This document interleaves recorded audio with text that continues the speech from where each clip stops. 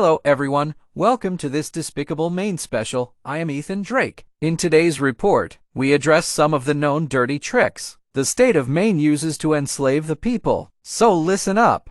Chapter 2, Profiting from Felony Status. The objective in Maine is to label you a felon because, in essence, the U.S. Constitution and your rights hold little sway in the state. Even if you assertively demand their preservation, they'll persistently attempt to violate them by default. They're fishing for a vulnerable target, namely you, to turn a profit. Anticipate the violation of every constitutional right by Maine judges, prosecutors, court-appointed lawyers, court staff, jail officials, and probation officers. Recognize that as a non-member of their club, you're deemed an enemy of the state and must pay. And this status is perpetual. Be mindful that the moment you assert your right, preservation, judges, prosecutors, court-appointed lawyers, court staff, and jail officials will swiftly become vindictive, doing everything to undermine you. They are habitual offenders, accustomed to trampling on individuals like you, by defaulting on every right they can, fully aware of their violations but cautious not to be exposed, particularly by lower forms of life like you.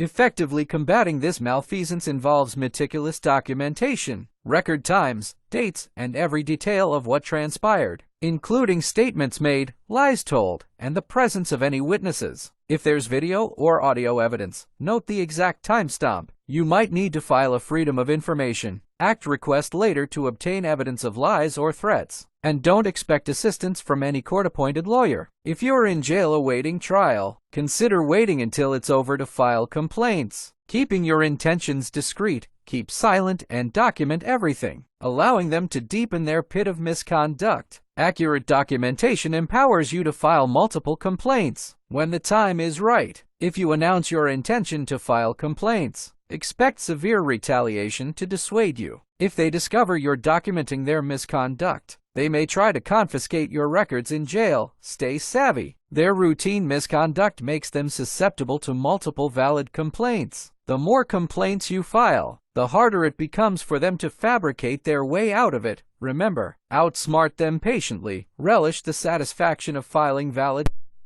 and consider exposing them through the media for what they are: criminals who believe they are above the law. The Good Old Boys Club is banking on your lack of knowledge on how to file complaints against them, preying on the poor, disabled, and those they perceive as stupid. Help thwart these culprits by filing numerous valid complaints. They expose themselves through frequent misconduct, targeting you with various transgressions once they perceive you as poor, disabled, stupid, or weak. Consider staying silent and meticulously documenting everything, allowing them to engage in misconduct, and filing valid complaints once you're at a safe distance. Filing complaints while living in their jurisdiction risks framing you, so choose the opportune moment carefully. However, your presumed innocence is irrelevant in any Maine court, or with any court-appointed lawyer. To be prudent, treat every interaction with your court-appointed lawyer as if you're conversing with the district attorney. Your court lawyer essentially works for the district attorney since they're paid by whoever foots the bill, and that's not you. Exercise caution in your communication with any court-appointed lawyer. The exact percentage charged varies for each person, determined by how they profiled your intelligence. The more they perceive you as uneducated or stupid, the higher the charged percentage. Even after enduring the profit-driven jail and dealing with unscrupulous jail officials, you encounter probation bringing its own set of scams. The Maine Probation Office attempts to extort money from you for being on probation, a blatant lie and an extortionate scam.